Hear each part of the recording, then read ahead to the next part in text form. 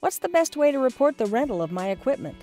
The other method that we've been using to deduct expenses, there's really two ways of handling.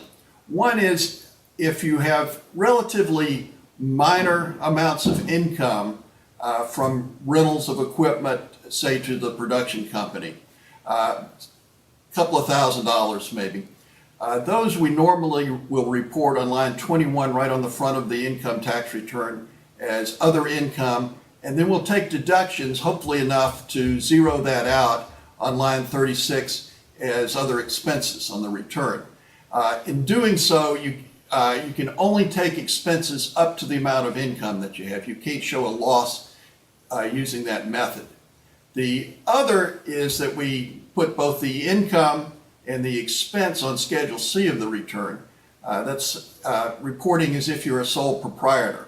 In that case, you can take expenses that will exceed the amount of income, so you can actually show a loss that would offset some of the W-2 income that you have on the return. The downside is if you don't have enough expenses to equal the amount of income that you had, then in that case, that net income is subject to Social Security and Medicare tax. So you're paying an extra 15.3% on top of the income tax on that amount of net income that you have. So it depends on whether we put it on the front of the return. If we're doing it that way, what you're telling the IRS is that you're not really in the business of making money from the rental of your equipment. If it's going on Schedule C, what you're telling the IRS that you are in the business of renting equipment and making a profit from it.